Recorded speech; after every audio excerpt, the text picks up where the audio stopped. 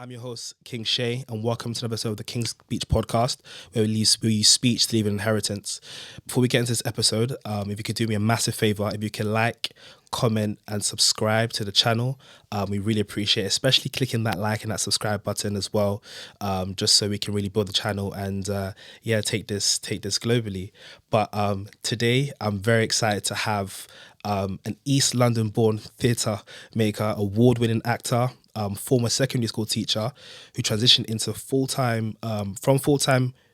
teaching into full-time creative work around 2018. Yes, correct. Yeah. Yep. He co-directs Love Literacy, which is an educational intervention service, alongside with his wife Zara. Has a background in media, drama, and English with experience in pastoral leadership. His show, No More Mr. Nice Guy, earned an Offie recognition and 5-star reviews, which highlighted your creativity and authenticity. He's also a musician. He's a playwright, motivational speaker, and a devoted family man, married with now 3 kids, now 3 children. And he's someone who I believe personally has faced failure. He's betted on himself. You've held onto your vision. And I believe someone you have a unique perspective on like modern day masculinity. So, Cal-I, welcome to the King's Speech podcast. Thank you, man. I appreciate that. No, thank you. You make me sound like a good man. I'm going to move this over here because I'm clumsy, so I'm just going to put my I did the same thing. It was interesting doing like researching about you, proper researching about you. And I was like, with all of these accolades, I was like, this is incredible. Like, honestly, appreciate this is amazing. I guess, like I was saying, a bit of like background in the King's Speech podcast. It's about, I believe in the scripture in Proverbs, a good man leaves inheritance for his children's children. And I believe that sometimes an inheritance can be, money, and it can be property and all these sort of like, I guess, physical things. But then inheritance is also a culture, it's a mindset, it's, and sometimes it's your speech, it's something that it's the legacy you leave behind as well. And I think when I created this podcast, 2020 was a hard time for everyone, and I think for me, it was that crux where I started to really figure out and I think I'm sure you can share a lot on this, but it's sort of to figure out like, what is my identity? What do I want for myself? And what kind of person do I want to be? And I started working on, and at the time I was, a youth shepherd in my church at the time, and I had a lot of young guys come up to me and ask me all these questions and I want to do this, but and I'm like, okay, there's my opinion, and then there's what the church encourages me to tell you, and I realized that there's sometimes not always the same. They're not always online. It's not to say that they're polar opposites, but I have a perspective on it that kind of sits outside of the traditional sort of do what the Bible says. There's a caveat to that, right? And I was just thinking to myself, like, if I was to leave something behind, I want to create a space whereby you don't have necessarily come to me or necessarily has to come to you, but they can tune into a podcast, and it's like whatever they're going through personally, they can find some sort of safety in that. But yeah, that's essentially that's the legacy of the King's Speech podcast that we're working towards. Incredible. But as I was looking into you, I guess this is very trivial, but I saw that you've been in EastEnders, head of state, and also in You. Yes, that was a very brief. I mean, you blink and you'll miss me. Yeah. Okay. That was a very quick, kind of one afternoon job. But I was somewhere at the end of I think season 4, right at the end. Okay. And I think you just about see me walk in, and then you see my hand interview some guy. Oh, really? Yeah. But it's something though. Yeah, 100%. Because I'm not on TV. Yeah, so. No, I feel you. You know what someone says? There's no small role. There's no small part, in fact. And actually, when you go on set and you experience that, you see that you are one part of a very big puzzle, but a very important part of that puzzle. And you're never in the room or on set just for bants, like you're there for a reason. Yeah, of course. And sometimes that reason, I've realised, even as a man of faith, sometimes that reason is just who I show up as on set and who I am in that moment to people, the conversations I have. So every role, irrespective of the size, you're quite right, man, is all significant. And EastEnders was a bag of fun as well. Really great people, man. And very fast paced. Really. Yeah. How long were you on EastEnders for? So I did a special episode. It was one episode, and I went in. I played a solicitor called Adam. And I think I remember that. Yes, yeah. And it was like an EastEnders special, and I think it was a bit longer. I think for that reason, or it spanned across the weekend or something along those lines. But yeah, that was really, really good. It was it was like a really sort of meaty scene, and what's really interesting is sometimes when you're shooting something, you might shoot a couple of lines and then, you know, it's cut and then you shoot it from another angle and then it's cut and whatever else. But for this one, the scene was quite lengthy, and we'd spend quite long sequences having this dialogue between me and the characters. So the pressure felt like it was on, because it was like, I've got to really lock in this dialogue and really make sure the connection's there for the entirety of this scene. But everyone was so graceful, man. Really, really good. Really good fun. There was EastEnders it's like one of those course. It's like rites of passage, man. You got to make it to the square. That's the square. For sure. And how was it on you? I know there's again asked about you, but like, how was it? Did you get to meet Joe? No, I didn't actually. Okay. No. Okay. I didn't. I met just one of the other actors who was in that season, and then a couple of other actors were kind of floating around, I think, or maybe hiding. I don't know. But I didn't meet. This is when they were performing when they were in London, right? Correct. Yeah. That's right. Yeah.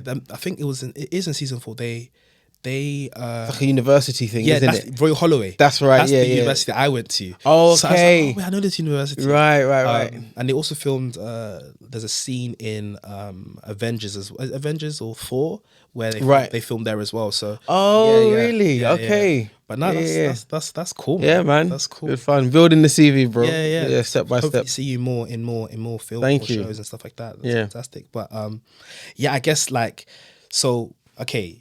You've been in EastEnders, you've been heads of state, you've also been in you know, whether big or small part, you know. But I guess really it's like, with all of these accolades, all that you've done, like how did we get here? Okay. How did we get to where you are today? So it'd be great if we like just share a bit more about background, and how you arrived to the place you are today. So born in Hackney. Very proud of that, because I think my heart's always been in Hackney. Okay. And I think a lot of my early creative memories started there. Yeah. As a sort of singer, creative young person who was just curious. Yeah.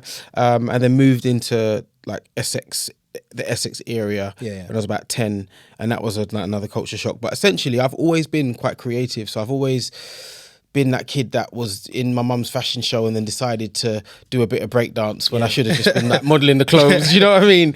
And creating my own comics with my sister and doing our own little recordings and stuff. And so I know I've always had a creative instinct. I remember teaching myself how to sing as a kid. I was about 10 years old, and every night I sang the same song to put myself to sleep. And then one day my dad said, I think I was 13 at the time, and he said, "Oh, you've got a voice there, maybe we should put you in some stuff." And then started doing the Hackney Empire circuits, and there's a really, really great show called Sunday Selection, which I did for a number of years. And that was all like, those were all sort of early childhood memories of like creativity. And then I joined a group when I was about 13 to the age of 26, and we rehearsed every Thursday. So all of my early creative kind of ramblings were all I would say music focused. And then when I went to school, in year 9, my drama teacher was like, "You need to study drama."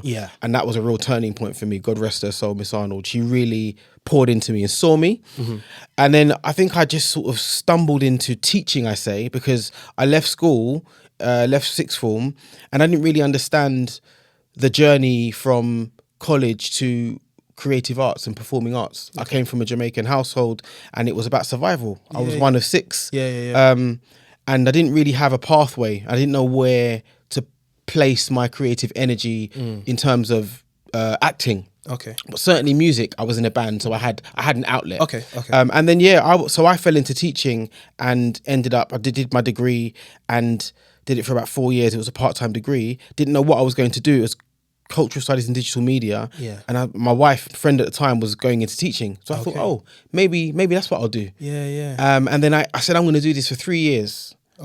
And then I stayed for 11 because I got responsibility, got married, had children, a mortgage. And it was like, this is what I do. So I was always, I was trying to find moments of creativity, and was still doing that musically. But I would say I safely benched my artistic pursuits in terms of acting and writing, even though I was doing it on the side and I was doing bits and pieces in church and putting on productions, and I would say that was really my training ground. So in many ways, but I kind of benched a large portion of some of my creative passions because I was kind of just doing the work and kind of growing up really and doing what adults do. And then 11 years on, I obviously ended up leaving my career, and that was a 4-year journey. Of just kind of scaling back part-time. So you started, you kind of like fell into teaching, right? I say that, I think it was divine. Okay. Only because the skills I have now, Yeah. Especially when you're self-generating and you're freelance and you've got to provide your own structure, teaching has given me all of those soft skills. Okay. Like there's so much about me in the way that I think, the way that I am quite forensic and I'm quite detailed and specific. And I think all of that comes from the rigor of teaching and learning how to cope in a professional environment, deal with pressure, have targets, be responsible for other people's children. And I think all of those things have kind of primed me to be the kind of creative that I am today. Can you give me like an example? Like, what do you mean? So even for example, things like as an actor, there's the creative side of things, which is going out, developing your craft, getting better at what you do. Right? Yeah. But then there's also the business side of acting, which is actually having to deal with heavy administration, paperwork, establishing relationships, building relationships, reaching out to people, organizing your files, doing your taxes. There's just all of this other stuff that no one ever really tells you when you're training in acting school, that okay, this is the business side, the grown-up stuff that you have to do in order for you to actually do the stuff that you're really passionate about. But I think teaching kind of gave me that professional rigor. So that when I was kind of in the thing and doing it, I was like, okay, cool. The challenge, I guess, was to unlock my creative side. Because I think what teaching did was it made me very much, I was Mr. Muirhead. I was like, okay, teacher, suit, tie. I barely wear a suit now, bro. But it was like, that was me. And that was the image that I had for so many years. I think I kind of locked away a lot of the creativity. And when I left teaching, the challenge for me was, actually, I can do the professional thing. I was going to do a master's. That was the world I knew when I left teaching. But my wife said, you sure you don't want to pursue your acting? Because I had an audition with the drama school and I'd got a place.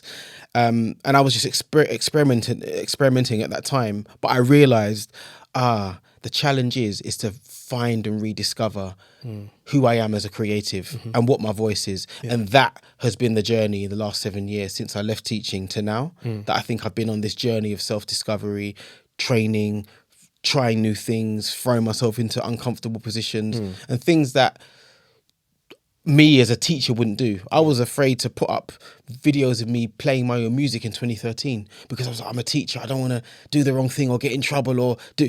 And it was like fairly innocent, but I was so cautious. Constrained. Because I'm in this institution that says, right, you need to be very careful because you want to keep your job, number one. And you got to pay the bill, so the stakes are high. But number two, your reputation also is linked to the school.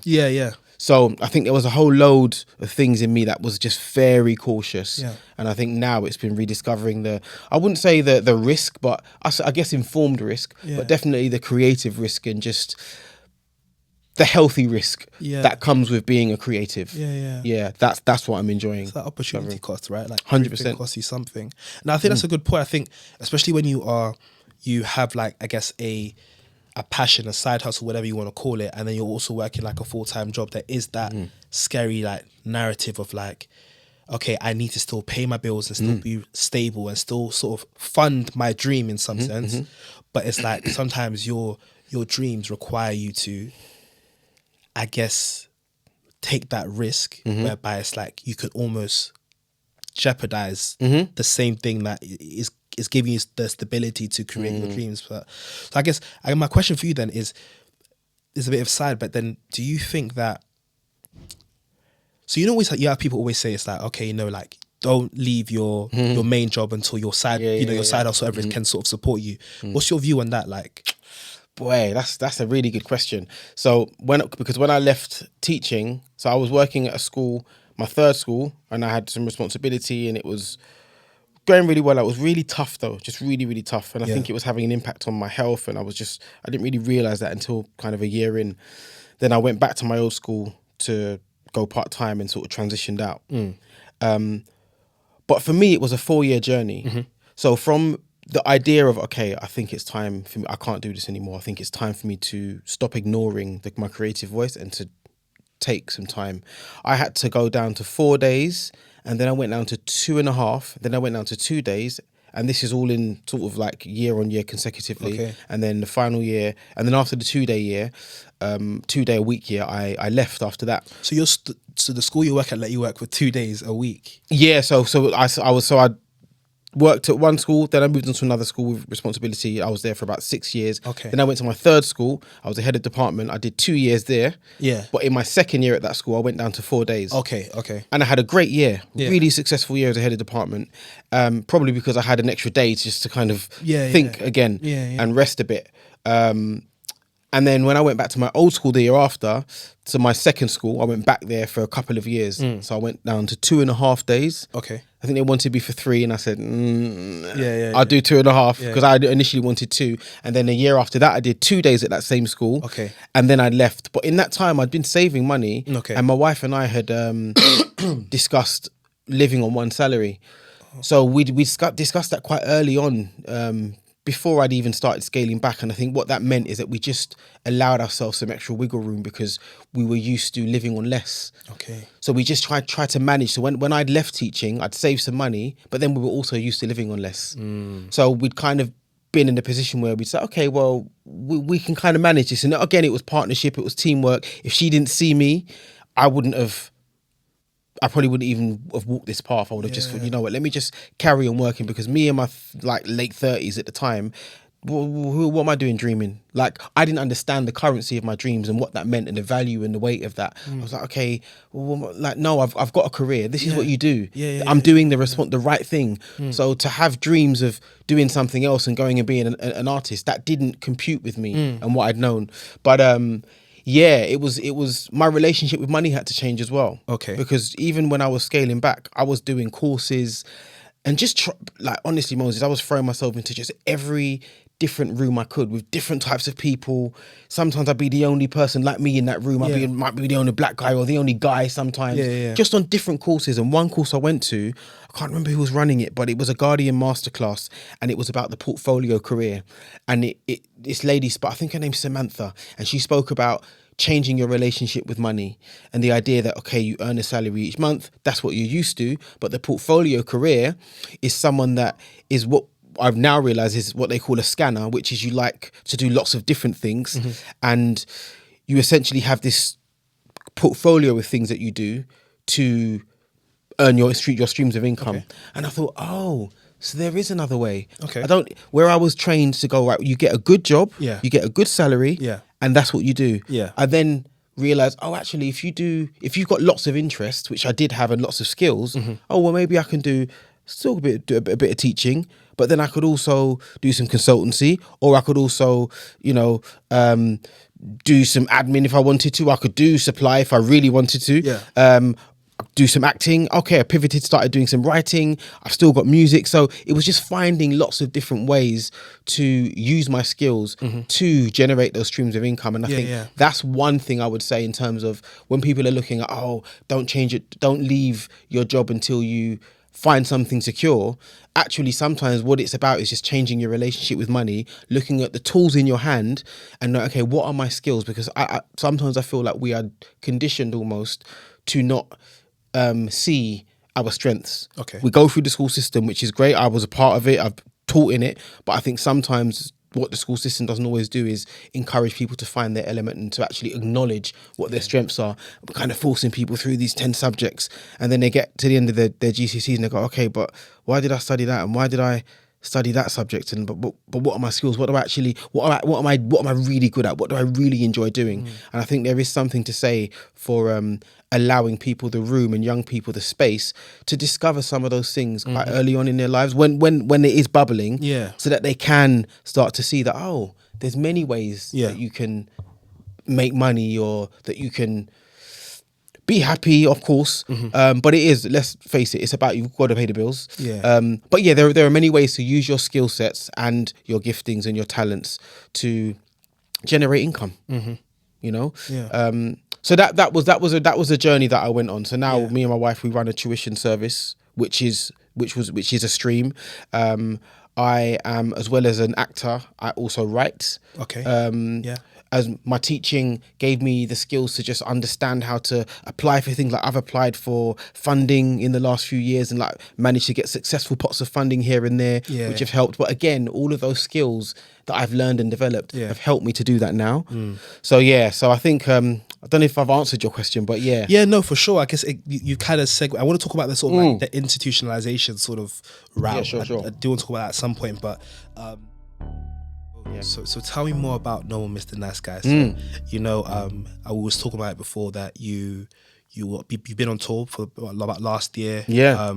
And you were doing it at obviously different theatres around the UK. I think you did here in London as well. Yeah, I think we started at Catford. In Birmingham as well at some point. We went to Birmingham Rep. Yep. Manchester Home and Bristol Old Vic. Brilliant. And yeah, so yeah, No One Mr. Nice Guy is your play. You wrote it. You also play.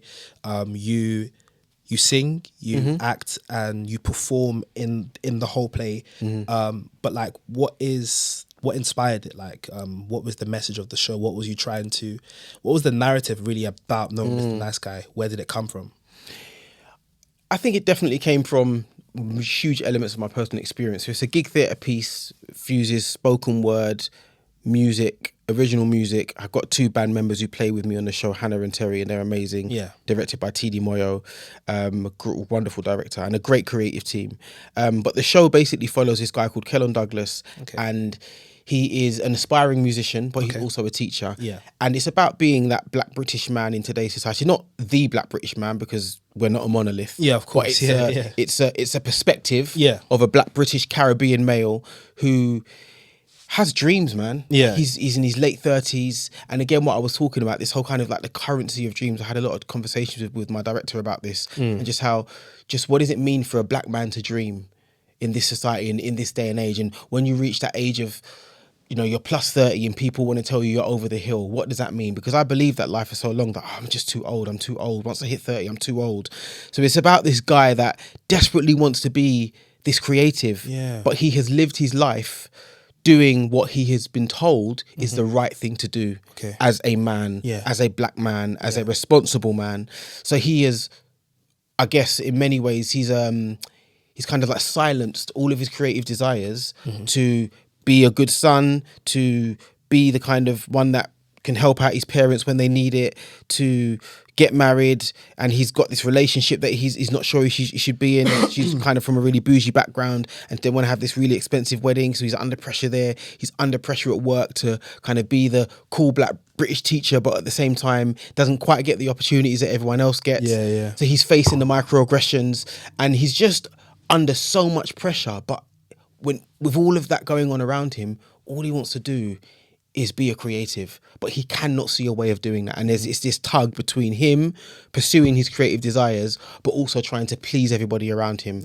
And eventually the central question in this piece is, what does it cost to break out of the box? And we see the pressure that he's under when he tries to pursue his creative desires, and actually how that kind of conflicts with everyone else's expectations and what that does to him mentally.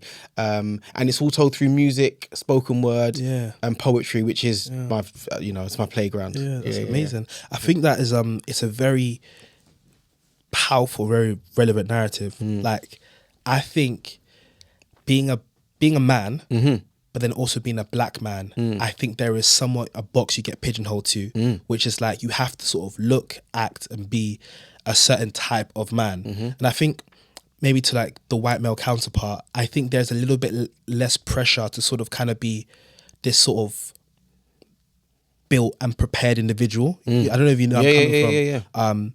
I guess with white males, I don't know that most of the experience, but from the outside, obviously looking and observing, it's like they don't have probably, I should say, sort of formed by these cultural pressures where it's sort of like you have to be a provider, you have to take care of family, you have to, tell me, and you have no one to sort of like look back on and sort of, okay, someone's gonna sort of help me out and save me. But no, it is that thing. I think when you see it as well, like on social media and all these sort of stuff, it's like even me when you're looking at it, it's like you still feel like you still need to sort of like, you have to meet a I guess like a monolith essentially of, you know what I mean, of a particular black man. Is like, hey, you're not the most exuberant, you're not the most, you know, creative. You sort of, okay, you're a hardworking man, you know, you carry the family on your back in some sense, you provide, and that's it. You know, and there's not much space for you to be a little bit out of the box and a little bit, you know, creative and a little bit, you know, more colorful in terms of your passions and your desires.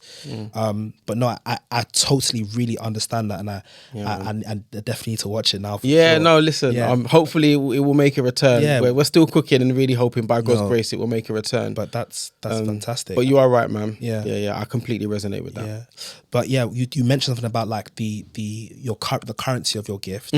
And I guess he said something about the cost, and it reminded me of something that I remember when I was in church a couple of weeks ago, and the pastor mentioned something that it's not that everybody lacks drive, but everybody lacks the unwillingness to pay the cost of discomfort. Yeah, and that's powerful. Yeah, you know, when you think about it, it's like everybody has a passion, everybody has a desire, everybody has a dream. But again, it goes back to that thing where it's like, are you really willing to like pay that price of being being uncomfortable in the pursuit of like on that dream? So, what got you to that breaking point where you said, I need to bet on myself now? Like I can't do this, you know, trying to balance between two lifestyles based on what I'm expected to do and also what I want to do.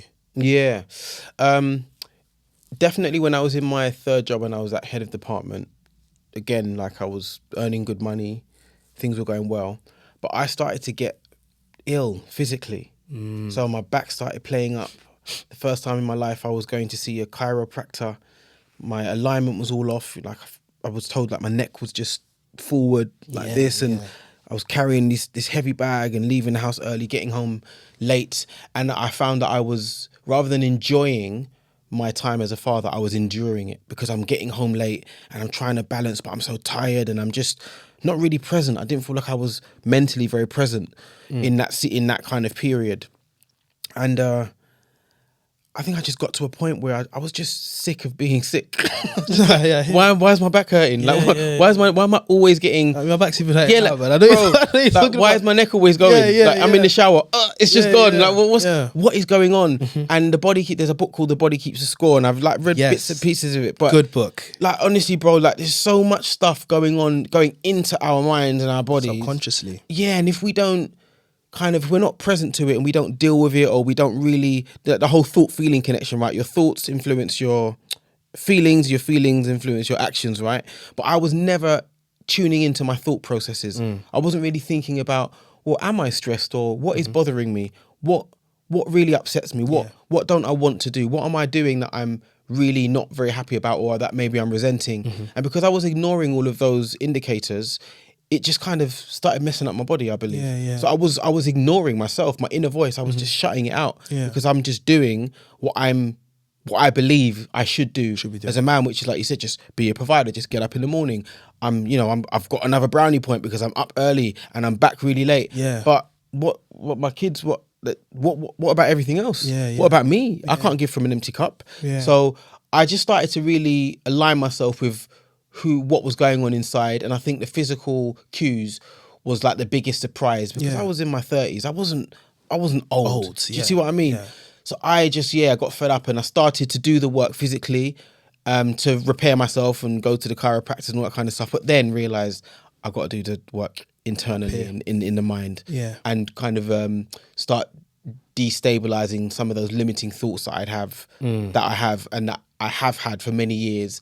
I had so many inhibitions, and I'd always challenge myself every year to do new things. When I was a teacher, everything was like, okay, I've done this. How am I going to level up again next year? I don't want to become too comfortable. But I'd gotten to the point where I think I was becoming comfortable again, and I was afraid of change and challenge. And I thought, this wasn't me when I started teaching. So I had to shake something up. And I think I just knew my inner voice became louder than my external influences. And my wife saw that and knew that, and I think having her by my side, seeing me, was very important because it helped to validate what was going on inside, and I was like, okay, it's time for me to move on. But that thing about like mindset, like I'm really big on personal development. Same, man. I'm really big on like, you know, really changing your paradigm, how you see the world. And it's funny you were saying about that whole thing of like, you know, just enduring you know, being a father and just sort of like going through the motions, being a cog in the wheel, getting brownie points for just doing the same repetitive thing, and you get caught into this place where you stop living and just start existing. And it's that, you know. But I even the other day I was talking to a friend of mine, and I was just saying like I was going for a walk, and I was just like I was like I'm still relatively young, 27. You know, I'm not. You know, so I'm thinking to myself, okay, you know what? I still got a lot of life to live, but for some reason I have this mentality where it's like, damn, I'm running out of time. Like I need to like, you know, make shit shake. Like, you know what I mean? And I remember I was walking by, I saw some kids, like, you know, you're young and you see that these boys, they're all just like aggying and they're sort of like wrestling. And I was thinking, oh man, like, don't worry, when I have my son, I'm going to make sure like he's the guy, like he's this, he's that, he's this.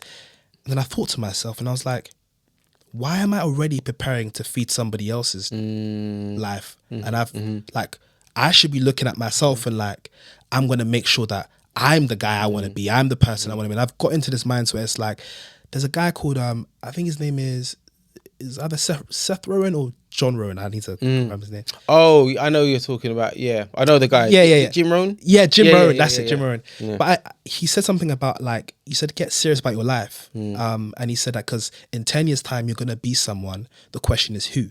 And like, I've been constantly plagued by this idea of like, of course, life, there's a lot of life to live, but you're only really like living for a certain period of your life. The rest of your life, you're cashing in on the life that you've lived. You know? But it's like those living days. I don't know when those are because I think it's definitely a mindset thing.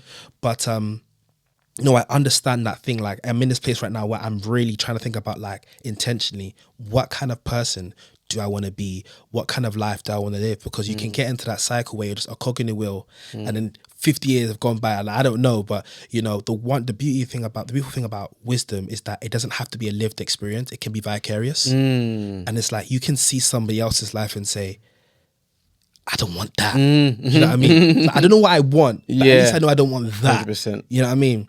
But I guess I want to know a bit more about like just your mindset. What did you do to really begin to break down those subconscious biases? Because there's a book I've been reading. It's called Breaking the Habit of Being Yourself. Oh wow! It's a really by Dr. Joe Dispenza, and he talks about how like your thoughts influence your temperament, like your mood. And when your mood becomes so consistent, it becomes your personality. And then your personality becomes your person and your being. And it's like you were saying before, right?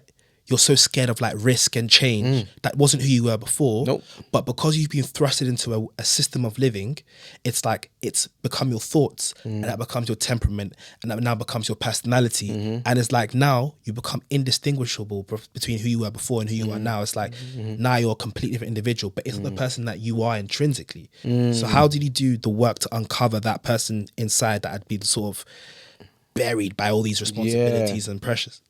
Well, I had a massive, I'd say kind of revelatory understanding of what it means to be a leader when I was thinking in my 20s, let's say 20s, maybe 24, maybe a bit younger. I read a lot of Miles Monroe. The late Miles Monroe, brilliant. And he changed my life. His books changed my life, and I was reading a lot of the Gospels as well. And my gosh, so I was just in that way in my 20s, and I think that did a lot for me in terms of giving me a really firm foundation of just understanding that I was a king and that I'm part of the kingdom. And that this is what the King's Speech, right?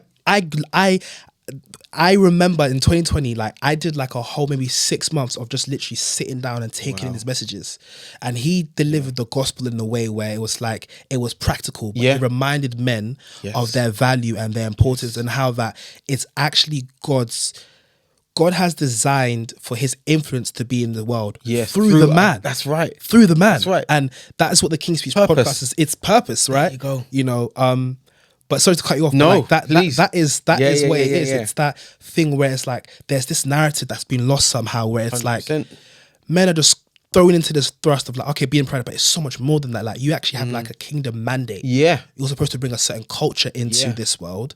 Yeah. Because like the way God established it, it would be that it's the man who's taking that information and he's feeding it into the family and feeding it into the world. And it's like, he talks about like women being incubators, and it's like whatever you have an issue with your woman, it's because you fed her the wrong thing. It's like, what are you feeding the people in your life to cultivate the lifestyle and the garden you want for yourself? Yeah, man. And honestly, when you start to see that, I see that as a husband and as a father. You know, if I'm on it and I'm cultivating my family in the best way, then it's reciprocal. Yeah. The garden grows. Do you know what I'm saying? The garden grows. But then we need to feed ourselves so that the blessing can come from the overflow. And I think where I was starving myself of just everything, spiritually, mentally, physically, emotionally, I wasn't able to be that guy and be available until I'd reconnected with, okay, who am I? Like what is my purpose? What's God really called me to? What's my North Star? Is it,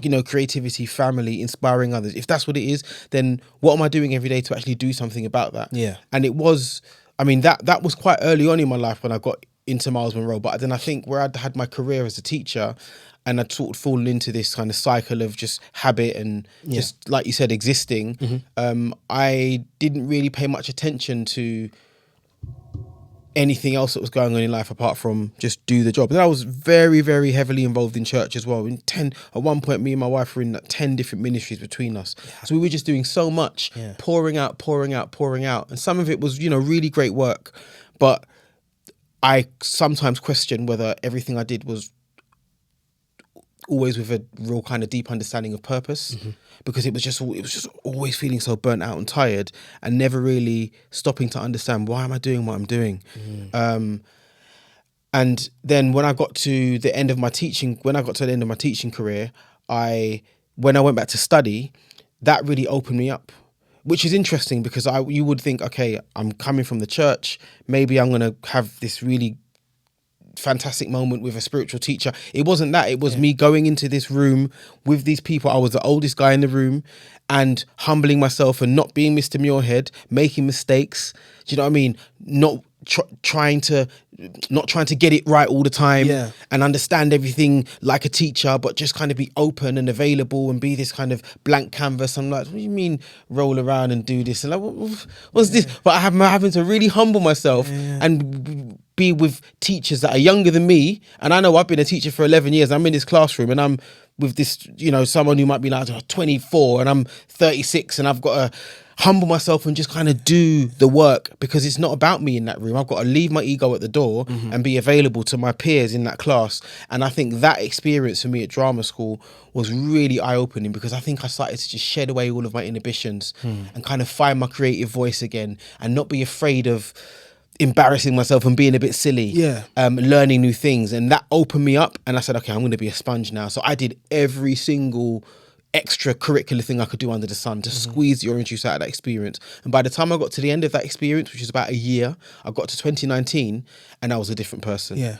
And then obviously the lockdown happened and my wife got me to work with a coach called Mervyn Barrett, who is fantastic. And he had to challenge me again because I was this creative that had gotten to this new place and I was full of energy again, but there's no work because there's a lockdown. Like, what's going on? And then I had to learn how to pivot and almost kind of develop some of the other skills and use some of the other skills I'd learned as a teacher to now navigate, okay, how do I pivot and maybe start focusing on screen? And okay, maybe I need to pick up my writing thing again and start doing that. And that was really great because it challenged my mindset in terms of a lot of my limiting beliefs. And it takes me back to Bell Hooks. I was watching a video of hers around this time because I've been writing No Mr. Nice Guy. And she spoke about, we speak a lot about growth mindset. Carol Dweck does a book on like growth mindset and a fixed mindset versus a growth mindset. Bell Hooks speaks about removing shackles from your imagination. She said, because it's almost like we spend so long telling institutions, this is what you're doing to us, you're oppressing us, you're doing this, and we spend years throwing all this energy at them. But in that time, we never actually pour back into ourselves and self-actualize. So she goes, what we need to learn how to do is remove the shackles from our imagination. I was like, hold on a minute. Okay, so I've always thought I've had a pretty strong mindset in that I'm disciplined, I can work hard, I know how to get around the challenge, but I had a poor imagination. Because even though I had a strong mind and I knew how to be disciplined and get the job done and earn good money and be successful, I put limits on the heights that I could reach. Cap on it. Yeah, I put a cap on it. Yeah. So my big thing became growth imagination. Yeah. How can I remove the shackles from my imagination so that nothing that I do is limited by other people's expectations? It's interesting because what you're saying there reminds me of I went to this festival. It was like a tech festival, and Stephen Bartlett was there, and he was talking about a little bit about conscious biases, like subconscious biases. He mentioned something about how like you are only affected by the bias you cause yourself to believe. So it's like what he was explaining was like some people walk into a room and they say because I'm black or because I'm this, because I'm that, like they're gonna treat me like this, or I only got this job because I'm black. I only got, and it's like that those shackles. It's like it's like almost, it's like, for example, you might meet someone, right, and they'll be like, oh, they hate me because they're racist. It's like, maybe they're not. Yeah. So I'm trying to say, like, maybe they're not racist. Yeah. Maybe it's just, you're just not doing what you're supposed to do. You know what I mean? But then what happens is then now you walk into every space, and it's so weird how on a subconscious level, we can actually reenact certain circumstances and situations.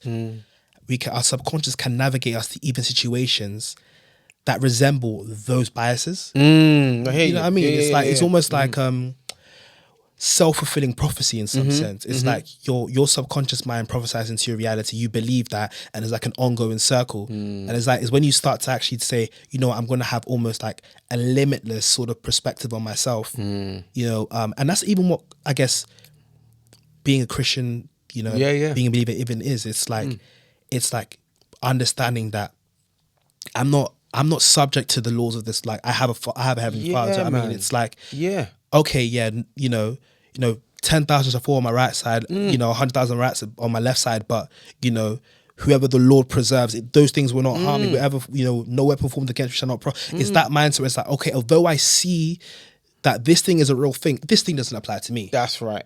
We almost have to reject society's every kind of high trope thought. And every thought that tells you, well, this is what you're experiencing now, and this is who you are, and because you're displaying this, well, this is the label I'm going to give you. Because let's face it, the world works and understands by labels. We label everything, of course, because if we label everything, then we can understand it, and we can say, okay, this is what it is, and we put it in that pot, and put you in that pot, and you can stay over there. And it's just a way to kind of categorize and keep things going, ticking over the way they're ticking over. But we almost have to reject society's labels. Absolutely. And I say, okay, which actually, well, let me give myself bandwidth to experience all of the colours. I did a great play called Samskara with a guy called Lanre Malolu, and he writes about the colours and how as black men we should give ourselves permission to experience all of the colours of what it means to be a black man, and not this kind of monolithic version of, well, this is the kind of guy you should be. This is who you should end up being. I mean, that's who you are. But actually, no. I've got so much available to me because I was created by God. God is the creator of all creators. I'm uniquely designed. Like there's so many emotions that are available to me, so many ways of responding that are available to me, so many ways of thinking that are available to me. Why am I limiting myself to this slice of life that I've been maybe fed or grown up in, or believe that, okay, well, this is your pathway. Do you know what I mean? And I think that's so important, man. Yeah, like it's you know, that is so trivial, but it's like, you know, back in the day, you know, when you used to go to a club, go to a party, it's like, okay, everybody's dancing. But now, I guess in my generation, it's like you go to a party and everybody's just standing still, and it's because it's like, oh, like you're doing too much. Like, why are you not conforming? Like, you're doing the most. Why are you standing up? Yeah. But that's the thing. Like, there's an embarrassing story. Really that's a really embarrassing story. I try not to tell the story, but it's a safe space. I went to a concert like 2012, no, not 2012, like 2023 or something like that. It's my first time like going to a concert sort of thing. So like I'm there, like they're playing music, and obviously I've just come from uni and stuff. So I'm thinking, like you go to, I can sort of like dance, and I'm dancing in the middle. Like in the O2, I'm dancing with massive people, and a whole bunch of people around. That's bold, yeah. Crazy. I'm dancing. So people are like gassing me up and they're recording me. And so I get back home and someone's like, oh, like, my friend messaged me, oh, like, took a screenshot that someone put my video in some group chat. And they were like, oh, someone's MCM. And I never felt the most embarrassed in my life. I was like, here's me thinking, I'm just trying to enjoy myself. Wow. I'm just having a good time. Yeah. But then someone has now made a mockery of my individualism. Yeah. Because I wasn't standing there like posted like everybody else. Yeah. And although it's a funny story, but I think there's a message behind 100%. that, right? Which is like, the cost of being like unique and the cost of being successful is embarrassment. Mm-hmm. And you ain't gonna please everybody. You're not gonna please everybody. I try and tell my kids that all the time. You're not gonna please everybody. You're not. And although it's funny, I tell my friends now and they're like, yo, that's embarrassing. I can't lie. Personally, it's not me. I would never do that. But like, I can walk out of there and say, but I had fun though. You know what I mean? That's right. It's a bit embarrassing. Yeah, I could be like, but I had a good time. Like in that moment, I had the best time. Yeah. And I think it's one of those things where it's like, you got to ask yourself at some point in your life, did I have a good time? Or was I just doing what everybody else was doing because this is what is socially acceptable? And one of the things I think is so fantastic about you is I can't put you in a box. Like when I was reading like all your resume, all the things you do, it's like you're an actor, you're a singer, you're a songwriter. I was listening to Cheesecake and Wine. Oh yeah, from the show. Yeah. You know, you're a singer, you're a songwriter, you're a playwright, you're an actor. You know you're an entrepreneur. Like I even saw I was putting your Instagrams like you're into fitness as well. You're in great shape. All these sort of things, but it's like at the end of the day, right? It's like you're not designed to be somebody else. You were designed to be you. Correct. And it's like there's no better thing in this world than to just be you. 100%, man. You know what I mean? Like, and getting paid to be you. Yeah. Like, that's the ultimate dream. It's 100%. like, even you were saying, it's like, you know, you were working as a teacher and all these sort of things, and it's like your body is actually telling you, this isn't for you. That's right. Like, that's this right. isn't. And it might be for some people, right? But for me, you're quite right. I was trying to squeeze myself into a shape that just wasn't designed for everything that God put in me. And I had to learn to build my life around my strengths, man. Yeah. You know? But then I guess how important is it as a man? The scripture is in, I think it's 1 Corinthians 14:10. It's like, you know, there are many voices in each of them of significance. And I always hear that, I always think like when you think about life, there are so many voices. You're going to hear the voice of your body, voice of your friends, your family, your parents, you know, your wife, your children. But how important is it as a man to be able to distinguish and be able to trust in your own voice? Like, and find that own voice. Like, how was that perspective for you? Yeah, I think that's so important, isn't it? Because I think kind of understanding who I am and what my voice is and making sure it's not someone else's voice means that I'm making decisions based on what I am convicted by. And I think that's really important because there's... Yeah, go ahead. Explain what you mean by conviction. Okay, yeah. Like, because I think conviction can appear very different to everybody, right? But also some people don't even know what conviction looks like. You can get so tuned into everybody else's voice, you don't know how to be led by yourself. Like, I think everybody has some level of like internal compass. Where it's like, this isn't for me, but I as you're explaining this, like, if you could talk about that conviction. Yeah, you know what? It's interesting because I think when I was growing up and partly in church and partly in work, I don't really feel like I allowed myself to really interrogate what I believed and what even like what my politics were or what my values and beliefs were. I think I was just sort of going along with this idea that, you know, just listening to everyone else and going, okay, maybe a bit of people pleasing going on as well. Yeah. And just not really understanding what I believed was right or wrong or right for me, wrong for me.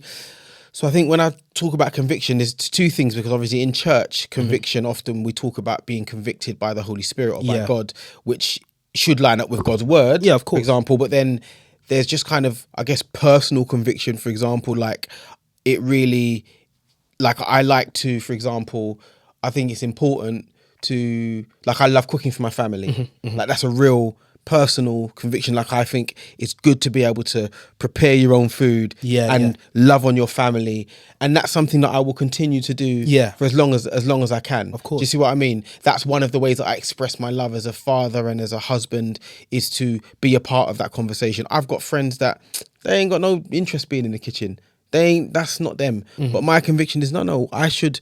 That's one of my ways of showing support to my wife and my family. For example, a slightly less maybe profound example, but both are convictions, right? My conviction and desire to contribute to my home, but then my conviction to, for example, look after my body. So, for example, I don't smoke, I don't drink. That's a real conviction. Probably from my faith, but also just as a human being. I want to look after my body, so I choose not to, because I feel like it's going to damage me. My conviction is I'm not going to do that. That's not for me.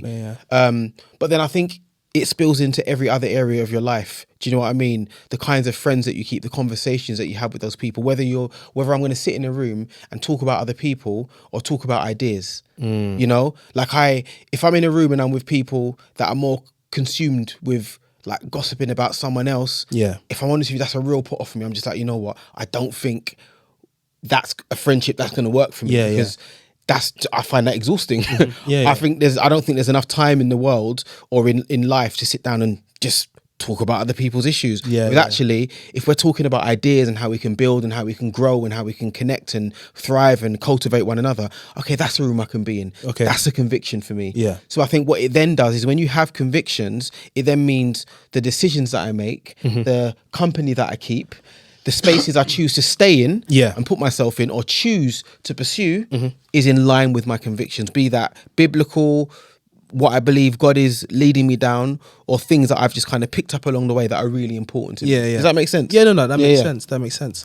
It reminds us, remember stuff Miles Monroe used to say before, he was like, if you are too concerned about people not liking you, then you're a politician. You're not ready to be a leader yet. Bro, I've been there. I've been there where I was so consumed. And it's still a journey. And even when I'm creating work, it's like, okay, I used to have the church's voice in my head, or my parents' voice, or my grandma's voice, or my auntie's voice. And is this issue? Can I talk about this issue? Or can I write a song about this issue? And then I realized, hold on a minute, I'm a human being, right? God has created me with this myriad of experiences, and I can't sing and talk about it. From a heart flowing from a heart that does love God. Like, what's that? So once I rejected that, I was then able to just kind of allow myself the bandwidth to just experiment creatively and write. Like, I'm writing a play at the minute called There's a Mouse in the Kitchen. It's about these two brothers. And one of my passions with creativity is to allow Black British characters, and men at the moment, it seems to be, is to allow them the room just to be in a piece, and it not to be monolithic, not to feel like it's got to lean towards a particular agenda, but not that other pieces do, but there's lots of work that does. And there's a pressure to feel like you have to conform to a particular way of writing. So what I'm trying to experiment with is giving these Black characters room just to kind of be in a space, and to have all of the emotions, and to be messy, to not be perfect, to kind of have all of these emotions they're dealing with, and it's not quite lining up, and it maybe feels a bit wrong, and there's no clear hero. And I think all of that is just giving me room to just kind of have fun. And I had to reject a lot of the voices that I grew up with to write a lot of the work that I write now, because I was just clouded with. I totally understand that. Yeah, just their expectations. I totally understand that. Yeah. Even when we were talking before, I was saying how, like, I remember being in church and stuff, and obviously you get put in a position of leadership, and you have all these people asking you, like, what's your opinion on this? What should I do? And then there is your opinion, and there is the opinion you're expected to say. And I think when we're talking about, like, I guess even me personally, in the place that I have been, and why I've like transitioned church and these sort of things, it wasn't because I had any issues in my church. I didn't think there was no, I'm going now on social media to now say all these sort of things. I think it was that I needed to ask myself, like, what's my perspective? You know what I mean? And I know that feeling where it's like you have to sort of like break down. And although there are good influences sometimes, it's like sometimes it's like too much of somebody else's voice.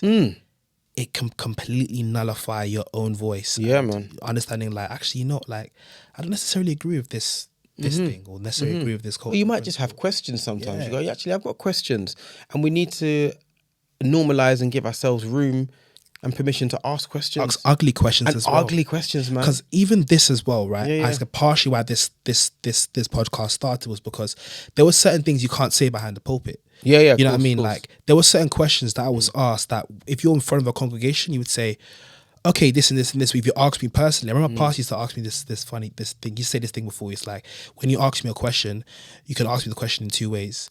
You can ask me as, his name was Nana, so you can ask me as Pastor Nana, or you can ask me as Nana.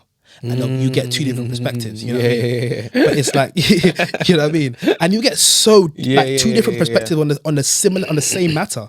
But it was like here, I'm gonna probably talk about things. I might, you know, the odd word might come out. Not to say that, you know, I'm profane in person, but it's like sometimes I'm gonna just say it how it is, and it's not gonna be the nicest, it's not gonna be the prettiest, but you kind of have to break those conceptions of like, what are people going to think about me? Yeah. How much do I adhere to like the eyes that are watching me? You know, that the expectations of maybe what my church has said or what my friends have said. Or it's like, okay, you know, I'm talking about a particular subject that if someone was to hear this conversation completely abstractly, they'd think, oh, this person isn't. So I mean, but sometimes, like I said, they're ugly conversations that need to be had, because otherwise you won't be like, you'll continue just being something else. You know, 100%, man. You see, and I think sometimes that's the state of the world. Unfortunately, is like I think we're probably in an era where everything is very sort of binary, or it's either it's this or it's this. There's no in between. And I think what that's not giving us room for is just conversation. To be complex. And actually, the reality is when you meet people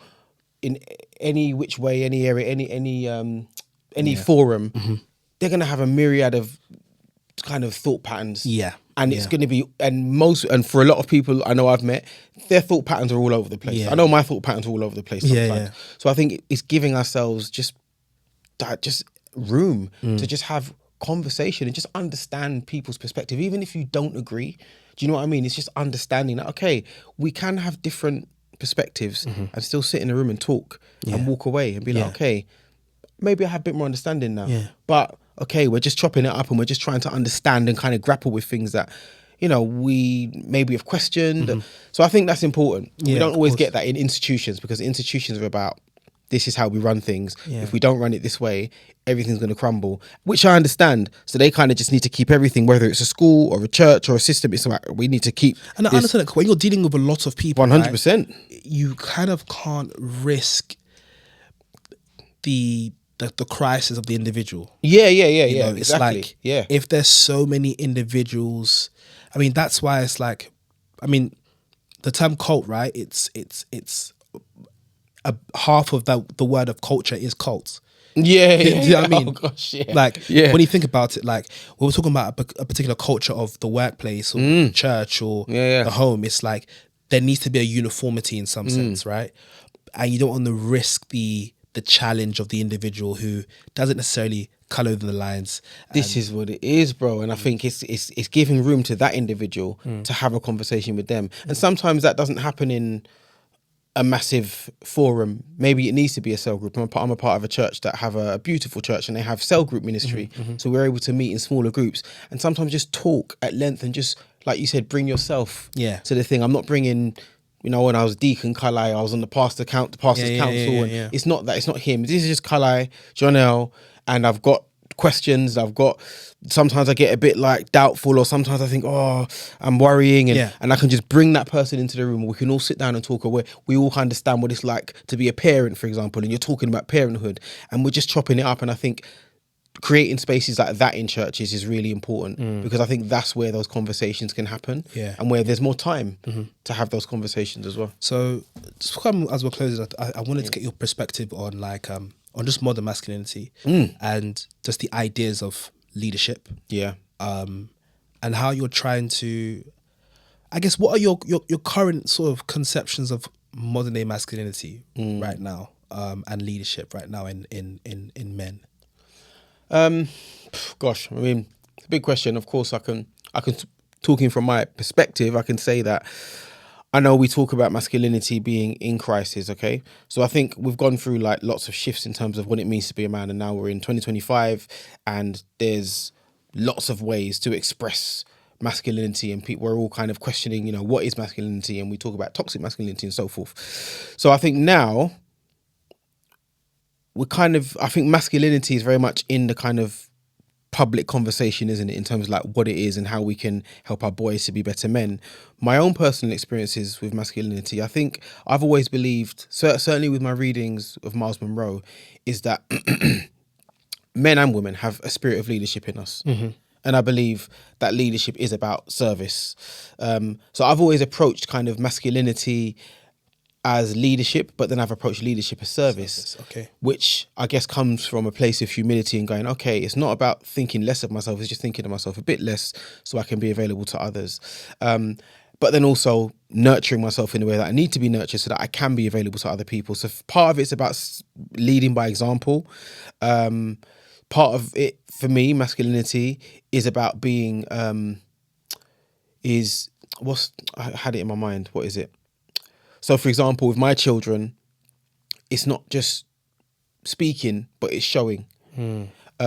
So one of the things for me was, okay, well, if I tell my kids to pursue their dreams and they don't see me doing it, well, then how am I leading? How am I showing them and modeling the example, and almost kind of taking that risk first and stepping out and saying, I'm willing it's safe out here. Yeah, I'm willing to step out and actually say, look, I've got you, and be that covering for my family. So I think a lot of masculinity for me links to leadership and service, and I think then you can be available to your community, to your family. So I think if it all comes from a place of service, that's what Jesus was about, serving, wasn't he? He washed the feet. He washed his people's feet. People will probably say he was the least masculine man around if they saw him washing a next man's feet and going and like being affectionate to people and, you know, gentle, but also he could also be quite firm if he needed to be. And I think he allowed himself to experience the colours. Yeah, and be complex. And but that's so interesting. You said something like, even just in terms of like being a man and being a leader, and being a leader as being a servant, but then also it's like you risking things because you need to sort of be ahead of the tribe to say, guys, I'm gonna risk this.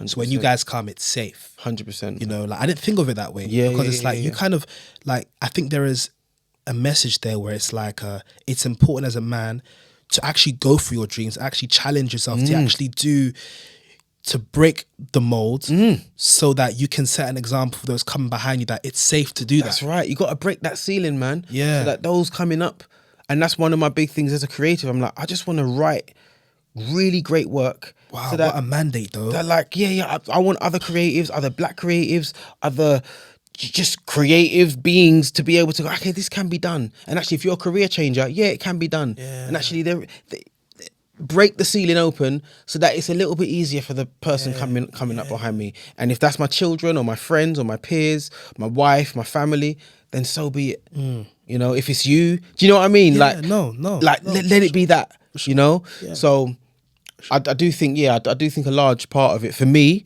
is about kind of trying to pave the way and be true to who I feel I am. And three of my things are definitely creativity, creative expression or creative excellence, cultivating family, and inspiring others. So that for me, I know is my kind of three-pronged thing. And anything that feeds into that, I'm like, okay, I'm about that. Okay. And that's me being true to my... So those are the Cal-I tenets. Yeah, do you know what I mean? Yeah. That's true to my calling. And then it's a purpose-driven life. And then I feel like, okay, I'm contributing to this space that God has put me in. Yeah, yeah. That's amazing, man. But yeah, you've been great, man. I appreciate great to be here. Time. But yeah, I guess I always try to. Well, first of all, where can they find you? Where can they, you know? Before you plug yourself, there's a question I always want to ask at the end, which is, so okay, if all your books, music, your tweets, your posts, even your episodes, your shows, everything was to be stripped off the internet. You know, there was no record of anything that you've done, right? But all you had was 60 seconds. What would be the most useful thought you would leave the world? I would say, and again, I'm going to take this from the late Miles Monroe, is to live full and die empty. because the richest place in the world is the graveyard. So do not take any of your gifts to the grave. Wow. Brilliant. Yeah, man. Thanks so much, Cal-I. No, thank you. Thank you. Amazing. Moses. Thank you so much for joining the episode. Before we end up, just if you want to share your handles, so people can follow you, can tune into the work that you're doing. Sure. Yeah. So where can they find you? You can find me on my Instagram, which is where I put up most of my updates. It's Cal Jonel, so CALJONEL @Cal Jonel, and most things go up there. And then there's a link in the bio to my link tree, which will have some more information. I'm working on a website which hopefully will be coming soon. Yeah. But for now, my Instagram is where you'll find all of the information. Yeah, and I'm on LinkedIn as well, but I don't even remember what that LinkedIn. I don't even remember what it's called. But you can search Cal-I Jonel, you'll find me. Appreciate it. Thanks so much, Cal-I. So I've been your host, King Shay, and you've had Cal-I on the Kingsley podcast today, the podcast that uses speech to leave an inheritance. If you've enjoyed this episode, please like again, because it helps the algorithm. Subscribe, and also share as well. You think what you've heard today can help someone in some way, definitely share it to a friend, family member, whoever it is. And I look forward to sharing our speech with you again on the next episode. Take care.